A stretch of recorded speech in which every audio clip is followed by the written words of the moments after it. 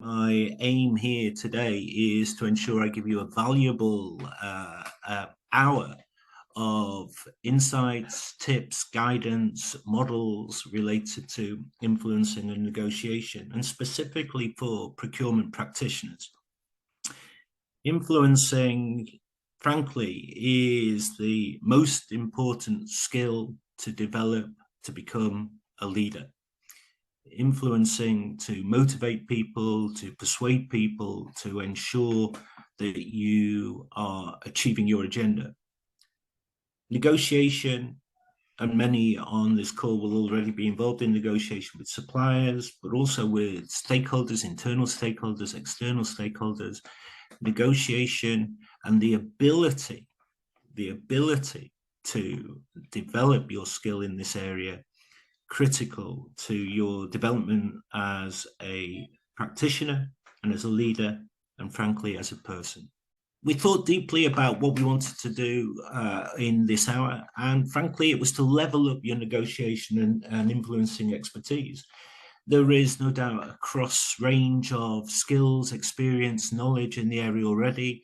So today there may be refreshment points for you, there may be new areas for you, there may be challenging areas for you to explore. But what we're interested in is recognize that it is a skill that can be developed. Yeah, there is the skill of being a negotiator, the skill of being an influencer. Why do we negotiate? Why do we seek to do something here? There are always the need for alignment, to foster strong relationships, to mitigate risks, to optimize value, to save costs. We are not in agreement. You know, the two parties, whether that's buyer and suppliers, stakeholders, colleagues, there is a need to ensure that the two parties are aligned. So we're interested in understanding how we resolve a dispute. Yeah. Now, part of that resolution of a dispute may be walking away, frankly. Yeah, we might see that as being an important issue. Considering the how of negotiation, it's nice to have some system in place here to think about the rationale for negotiation, the rationale for influencing. What's the smarter money, of course, is how do we ensure that we are successful in our negotiations? Do we negotiate with empathy? Do we consider active listening as being a key part of how we negotiate? Stephen Covey, seek to understand, yeah, might be a key part for. Are we respectful and cooperative in our negotiations? I'm thinking here of no doubt shared experience we've had where we've had people shouting and slapping that table, proving that they're macho. Integrity and honesty, bluffing. There seems to be a very common area of bluffing and saying we haven't got the budget, or we impose a certain deadline.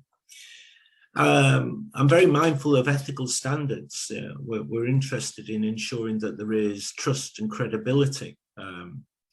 You've heard me touch already on H, on prepared and being adaptable. That's how we need to negotiate. And you probably find that the most challenging issue is effective communication. Noting communication is two-way, it's listening skills, it's speaking, it's thinking, it's problem solving, it's persuasion. There's a lot of issues around communication. And J is creativity. Yeah, we've all experienced being in a negotiation with the other party who said no, where they're blocking. How do we creatively reach a resolution where somebody is blocking us? Let's consider these points about why and how. To be effective at negotiation and influencing, you have to be competent.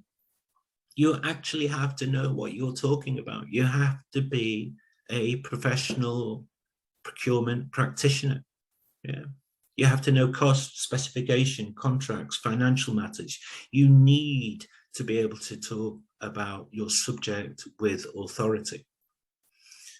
Secondly, I make the point about character, that there are a recognition that in terms of negotiation particularly, we wish to mirror behavior with the other party. We want the procurement practitioner to be a person of ethical standards, of integrity, of honesty. We are standing in that position, perhaps in marked contrast to other stakeholders inside and outside your organization. You be the person who is of high standing. And the third point I make is about compassion, the issue of empathy, understanding, an awareness, an emotional intelligence about how we're dealing with other parties. These are not traits that are natural in all of us. It is an area that we need to learn, develop, and grow. And just as much as we need your technical skills, we need your awareness about your behaviors impacting your effectiveness at negotiation and influence. You know full well you have colleagues, you are dealing with people who you believe engender trust. They do what they say they're going to do. So in terms of being an effective negotiator, being somebody who has strong influence, we need to ensure that we have a consistent, strong character. Let's talk about the idea of influencing. And I wanted to do this in an area that perhaps many of us are comfortable with. We received terms of reference, a specification, statement of work from our colleagues. And our technical colleagues have many strengths, but perhaps commercial acumen is not all of them. So let's just pause for a second on these phrases. If you are the buyer and you receive the statement of work from a colleague prior to issuing it to the market, what would you think? So just walk me through the first one, the supplier shall. Well, great, I'm comfortable. Supplier shall, that's a mandatory requirement. I'm very comfortable with that. There is responsibility in place. The supplier shall provide a high quality service. Well, hold on a second. A high quality service, what's one of those? That sounds subjective. Am I providing you with a high quality service now in this seminar? It's utterly about your feelings, isn't it? Regarding, what does the word regarding mean? Oh, dearie me. Implementation of the system software. Okay, I'm happy with that. Implementation of the system software. Perhaps we need to define what the system is and what the software is. But the next word, I just don't like it at all. Including. It's a wonder they didn't write the word etc. at the end of this. It's an unending amount of activities. There's the potential for dispute here. Project management, installation, training, and full responsibility. What does that mean? How is that different from part responsibility of any data conversion? Any data conversion, that's an ocean. That could be, I've no idea what that means. There's potential for dispute in this one sentence. And there's an opportunity for you as a procurement practitioner to establish credibility, to influence your technical colleagues, to make them aware that you are protecting their commercial interests by just commenting on these areas. And you are establishing your position as trusted advisor to your technical colleagues. I hope I'm making my point clear, but let's just make sure we finish that sentence. A member of the authority's project team who will be allocated, they've not decided yet, to oversee. Oversee. What does oversee actually mean? What are the roles and responsibilities? The overall project. The overall project, is that the same as the implementation of the system software? I'm just picking away at these. Yeah. And I come back to the issue of saying competence, right? Well, we've established competence, but what we can do in terms of character and compassion, you can, if you want, sneer at your technical colleagues. You can make them feel small and poor at writing statement of works. If you want, that's the way to do it. There is something about you being supportive and collaborative and working with colleagues. Right, that's how we're establishing influence. Let me take you to number 4, just to make sure we're clear on this. The lifespan of the system should be at least 7 years. I don't like the word should already, do you? You know, we have shall, must, should, will, must be careful on our contractual matters. But what's the very first question that comes to mind when you read that one sentence? You are the man or woman who's going to influence and protect your technical colleagues. My first question is, why 7 years? Where did you get 7 from? Why is 7 the right number? Why not 8? Why not 6? What is the purpose of 7? What is the consequences of 7 years of having some system working for that time? If we think about costs, never mind performance, and what does lifespan mean? Now, part of this is a recognition that you're not technical. I'm not proposing that you have technical competence, but you do have commercial acumen. And you establishing influence with your colleagues is a key way for you to influence them. What? Okay, we've done why, we've done how, we've done what. What is it that we're negotiating?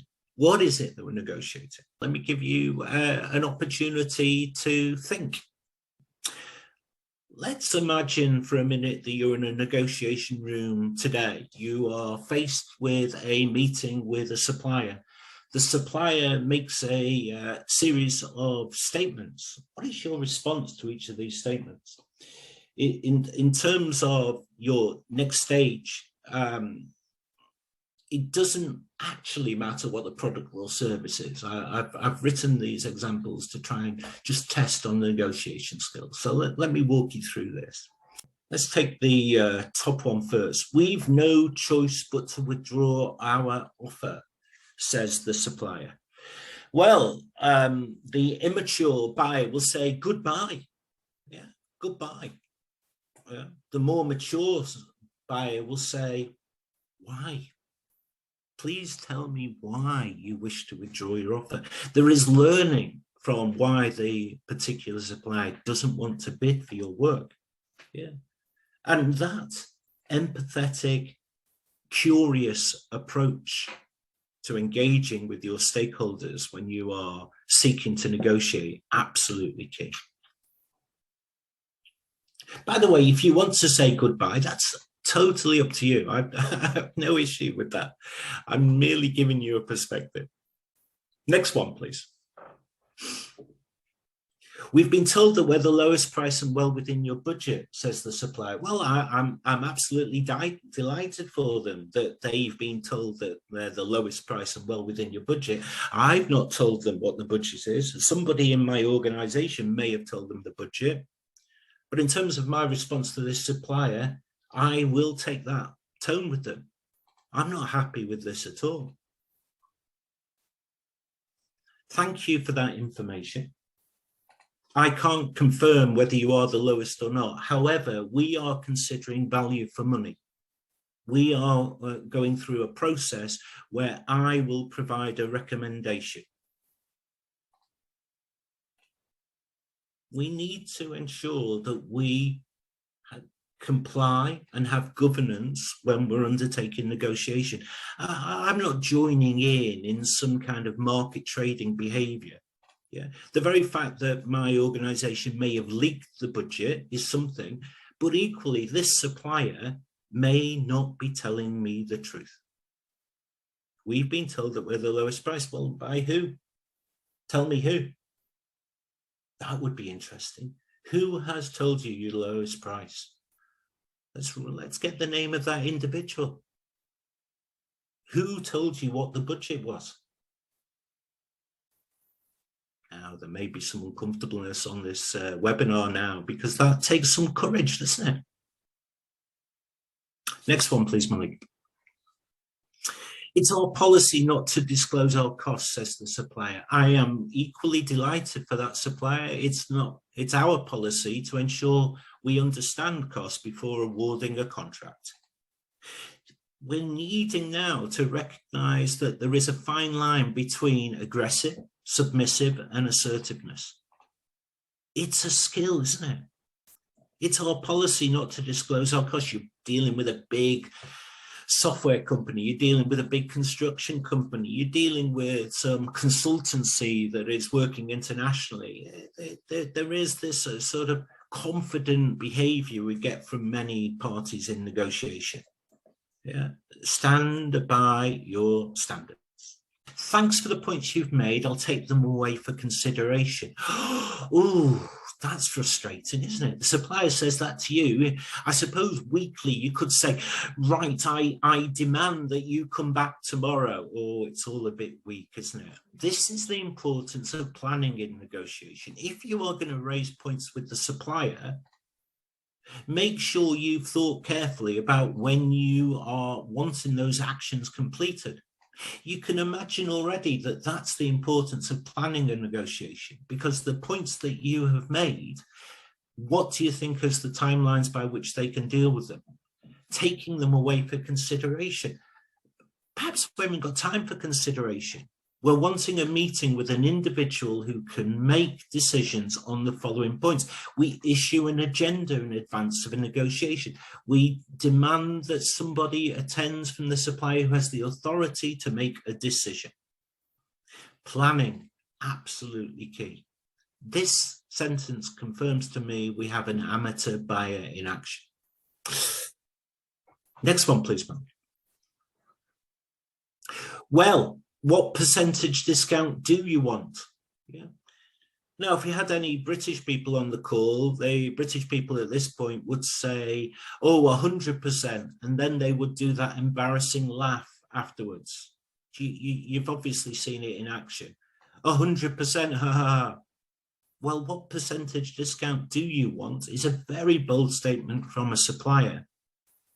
My response is as follows. Thank you for the offer to provide a discount. Please advise the best discount you can provide. By the way, I just want your best discount. I'm going to take that away for a final decision.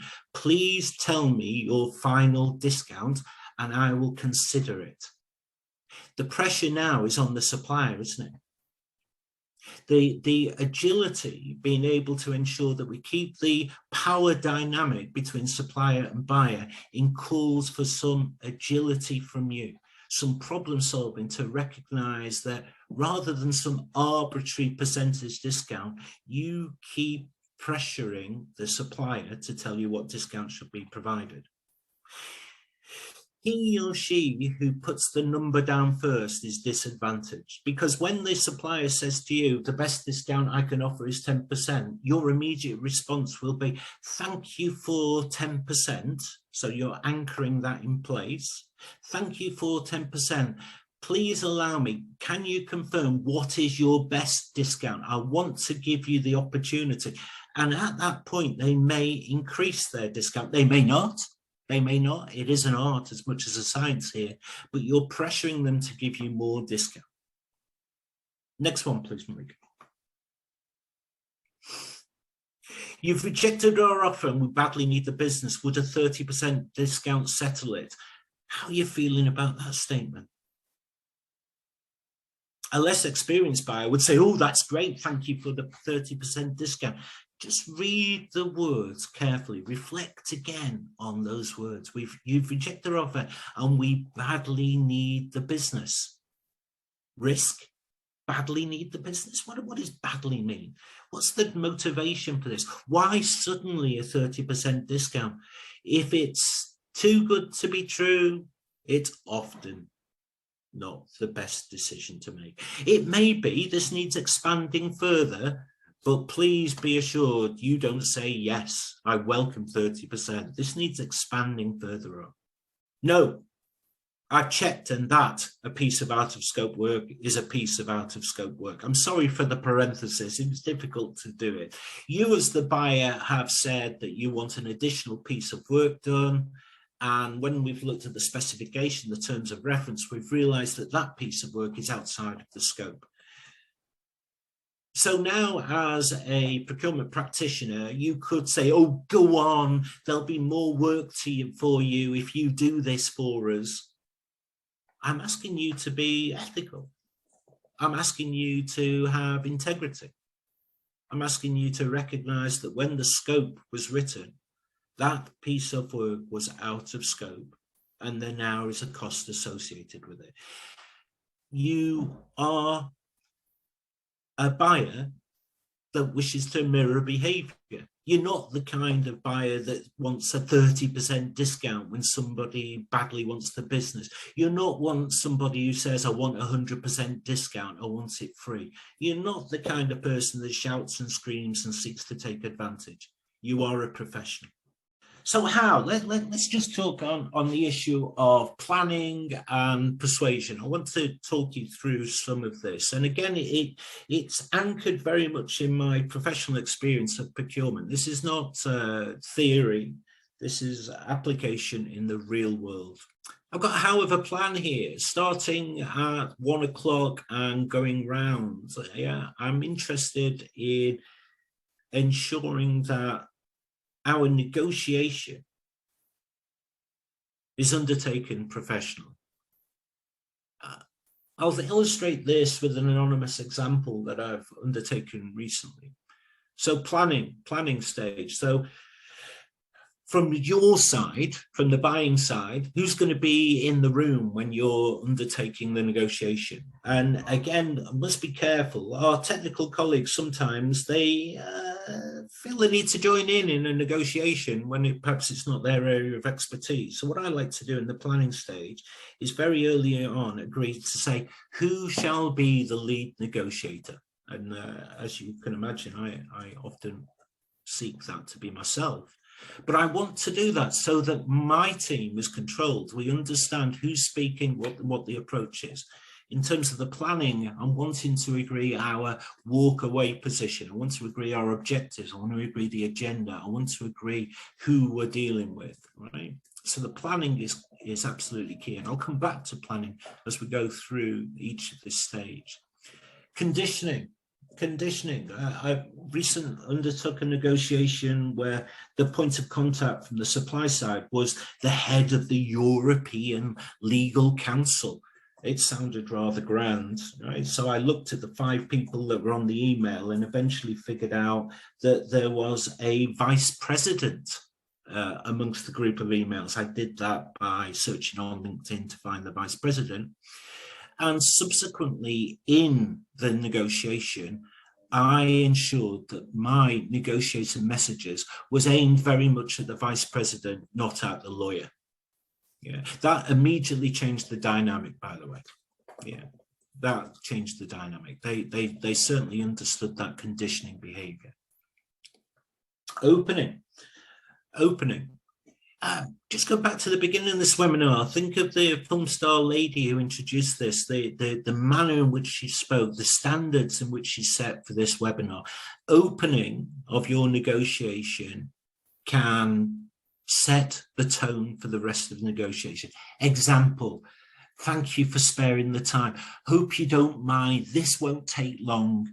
These kind of phrases are not going to establish you as a professional, assertive procurement practitioner. Think carefully about your opening speech. I'm going to call it a speech. Think about your opening statement when you're undertaking negotiation.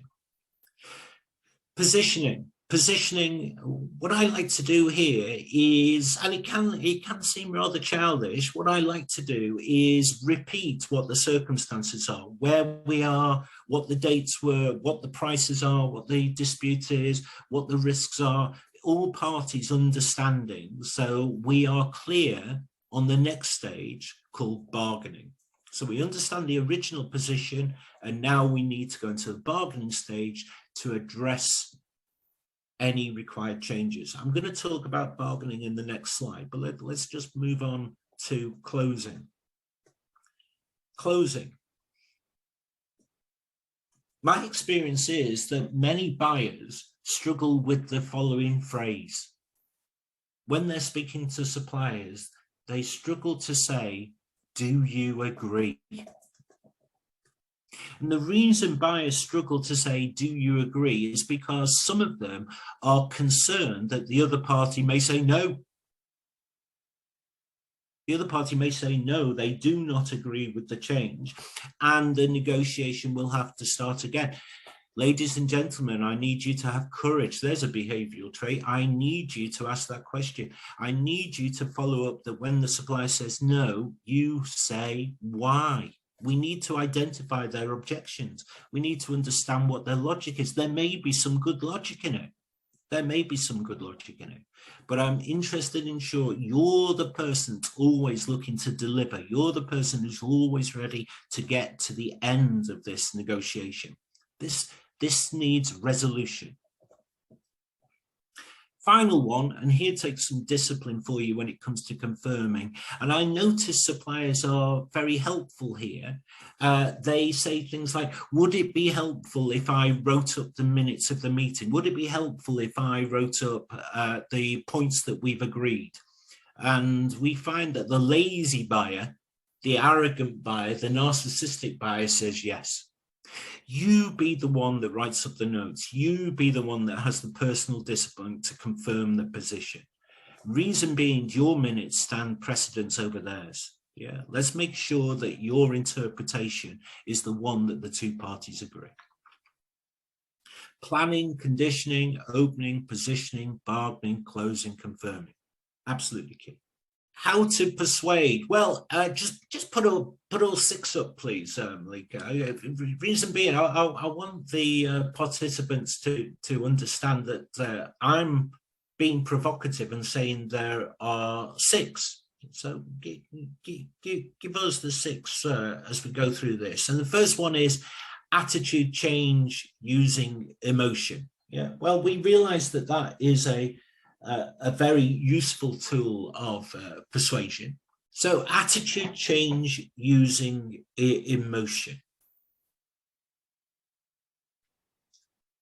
I see this persuasive tactic very often within suppliers, illustrated by the following phrase: oh, by the way, we can only hold this price to the end of the month. Grab it while you can. Grab it while you can. Attitude change using emotion. Rather cynically, as we recognize this, it's also used in relationship management suppliers. I've met many buyers who tell me with some pride that their suppliers have told them they are superb at negotiation. What a surprise. What a surprise that the supplier tells you you're brilliant at negotiation. Perhaps they have a motivation to do that. Maybe you are fantastic at negotiation, but the very fact that they are seeking to stroke your ego is a useful way to do it. By the way, as we look at attitude change using emotion, it can also be the fact that we have colleagues who are aggressive. We have buyers who like to smack that table to prove that they are impactful. And that does work. Let's recognize that these approaches I'm proposing all work. I'm just not recommending all of them. Next one, please. Power and coercion. Yeah, power and coercion. Yeah. So the buyer who feels the need to say that they have the budget, they make the decision. Yeah. The buyer that demands that an out of scope work is included free of charge, otherwise you won't get any more work. Please be assured, when you use power and coercion, the other party shall remember, the other party will ensure that next time they have an opportunity to return the favor, they will do. Power and coercion works excellently. You may have previous bosses that have used power and coercion in terms of managing yourself. Recognize that power and coercion is a very useful tool, only to be used on a one-off occasion. Certainly not for long-term relationships. And again, I'm not recommending it as a technique to apply, but what I'm asking you to do as we go through these is to recognize when these techniques are being used against you. We need to give some thought how to respond to techniques being used against you. Search for common ground. This is good. This one. This is somewhere where we we seek to meet halfway, split the difference, 50-50, searching for common ground. This one sounds like quite a neat and collaborative approach to do it, as we're searching for common ground. When I'm engaged with another party who goes for common ground, I seek to mirror that behavior, but I also ensure that I get exactly what I want. So recognize that searching for common ground, where one party is proposing 50-50, my response will be is, thank you for 50%. I really want 100. Yeah. And we're moving further and further. Searching for common ground is a very useful tool. Let's acknowledge that, right? But recognizing that it is merely a starting point. And when it's used against me, searching for common ground, I propose to say, yes, I'm supportive of that, but I'm always keen to ensure my agenda is achieved. Recognize that as a useful tool. Trading of concessions. Now, this one is difficult. This works an absolute dream, but if we consider trading of concessions that we have price, we have warranty, we have quantity discounts, we recognize there are differences on timelines, there is a trading of concession that we get a lower price if we have a late delivery, we want a warranty to be included, we are having additional support. You can see trading concessions can get quite messy, but it's a useful way to reach agreement. If you give me this, I'll give you that. Nice. The problem I've got with trading of concessions is, am I winning or losing? I don't know. It strikes me as a bit complex for my little brain to deal with. I like to address one item at a time. It may be suitable for you. I like to do it one issue after another in sequence, not in parallel. Trading of concessions calls for some agility. Strongly recommended outside of my skill set. Of the 4 so far, it's the one I'm most attracted to. Let's keep going. Exploring mutual advantage. Excellent. You may have heard something called climate change. Yeah.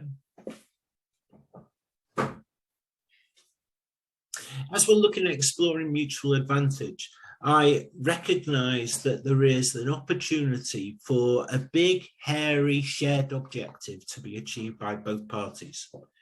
That might be something along cost savings. It might be about sustainability. It may be a large strategic imperative that you both align to. An excellent tool to persuade someone of the bigger picture. I'm always mindful that mutual advantage, difficult to quantify. Yeah, what is my particular advantage? How is it benefiting my agenda? I come back to the planning stage. What am I particularly interested in? But in exploring mutual advantage, you can see that that is very, very different from power and coercion.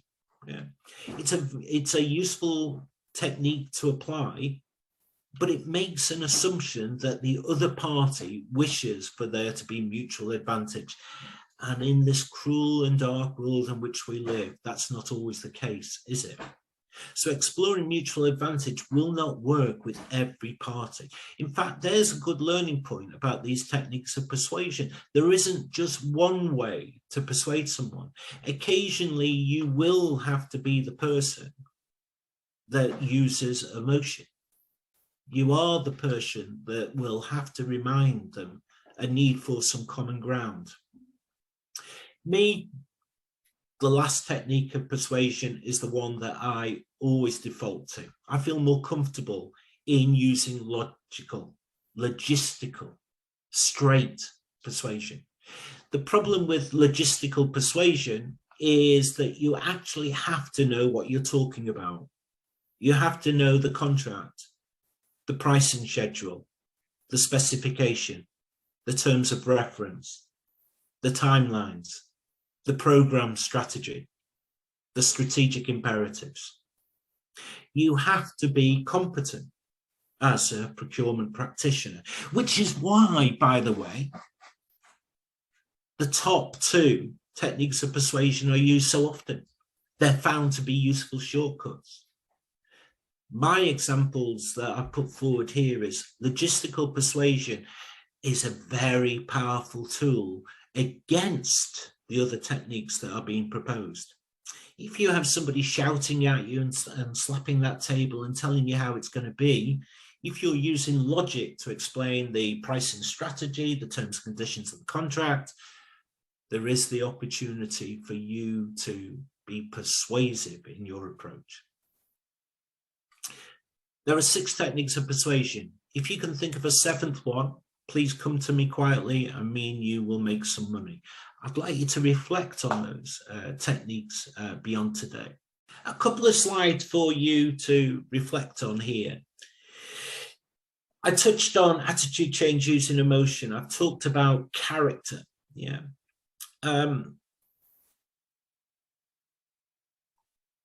Not everybody you deal with who you seek to influence and negotiate with is compliant with what you want.